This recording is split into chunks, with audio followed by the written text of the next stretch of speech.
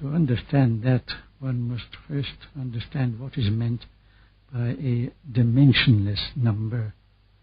A dimensionless number is a number which does not depend on what system of units you use, whether you refer it to centimeters or inches or any other units that you like. The dimensionless number will always be the same. An example of a dimensionless number provided by nature is the ratio of the mass of the proton to the mass of the electron. It doesn't matter whether you measure your mass in pounds or grams, you always get the same ratio. There's another dimensionless number which connects Planck's constant and the electronic charge. You get a number which is about 137, quite independent of your units. Now, when a dimensionless number like that turns up, a physicist thinks there must be some reason for it.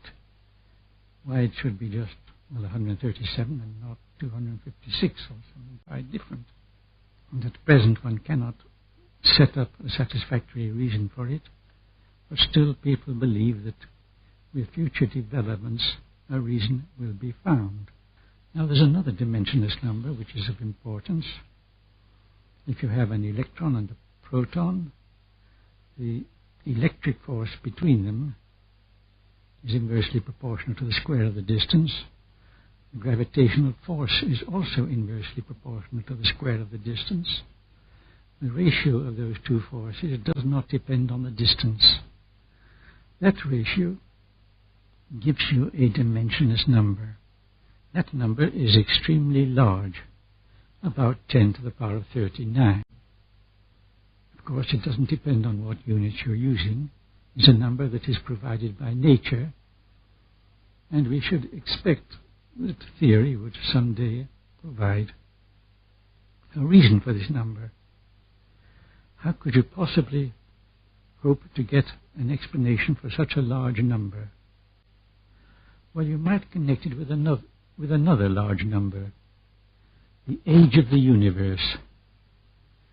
The universe has an age because one observes that the spiral nebulae, most distant objects in the sky, are all receding from us with a velocity proportional to their distance, and that means that at a certain time in the past they were all extremely close to one another.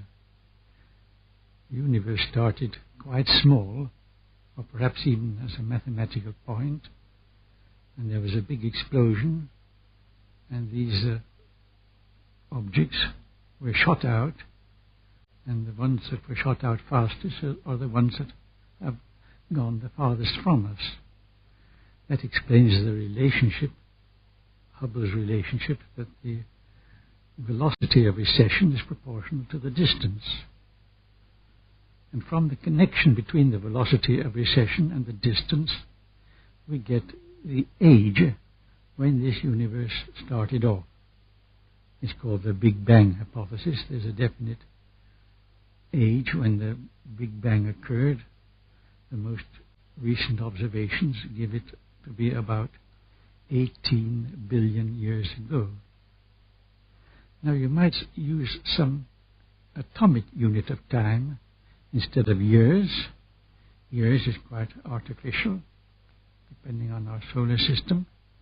Take an atomic unit of time, express the age of the universe in this atomic unit. You again get a number about 10 to the 39. Roughly the same as the previous number. Now you might say this is a remarkable coincidence, but it's rather hard to believe that.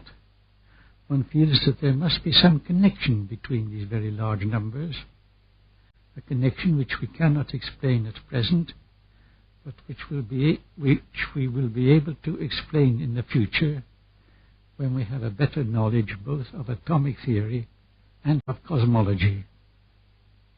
Let us assume that these two numbers are connected. Then one of these numbers is not a constant. The age of the universe, of course, gets bigger and bigger as the universe gets older. So the other one must also be increasing in the same proportion. That means that the electric force, compared with the gravitational force, is not a constant, but is increasing proportionally to the age of the universe. The most convenient way of thinking of that is to use atomic units which make the electric force constant, and then refer to these atomic units, the gravitational force will be decreasing. The gravitational constant, usually denoted by G, when expressed in atomic units, is thus not a constant anymore, but is increasing inversely proportional to the age of the universe. One would like to check this result by observation, but the effect is very small. However, one can hope that with observations that will be made within the next few years, it will be possible to check whether G is really varying or not.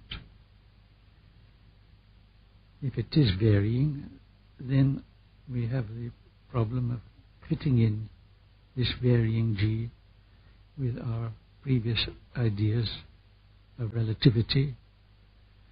The ordinary Einstein theory demands that G shall be a constant. We have to modify it in a certain way. We don't want to abandon it altogether because it is so successful. And I have proposed a way of modifying it, which refers to 40 years ago, but he used different arguments from mine. His equations are in some respects similar to mine.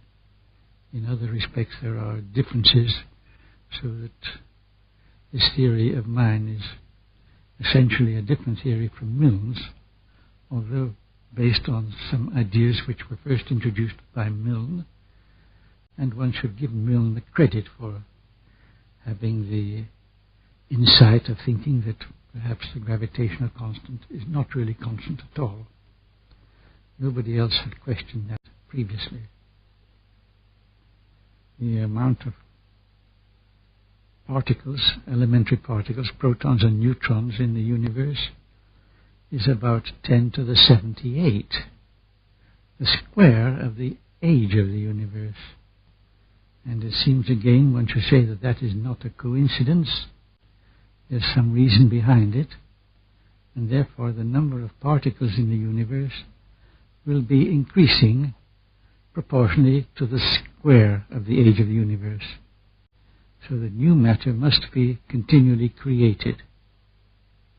There was previously a theory of continuous creation of matter called the steady-state cosmology, but this theory of mine is different from the steady-state cosmology, because the steady-state cosmology demands that G shall be a constant. Everything has to be steady, and in particular, G has to keep a steady value. Now, I want to have G varying, and I also want to have continuous creation. It's possible to combine those two ideas, and I've worked out some equations and models of the universe incorporating them. Because there would be a maximum size, this maximum size expressed in atomic units would give you a large number which does not vary with the time. Now, I want all large numbers to be connected with the age of the universe so that they will all increase as the universe gets older. And if your model gives you a large number of the order of 10 to the 39, which is constant, you must rule out that theory. It must go on expanding forever. It can't just turn around and contract like many people believe.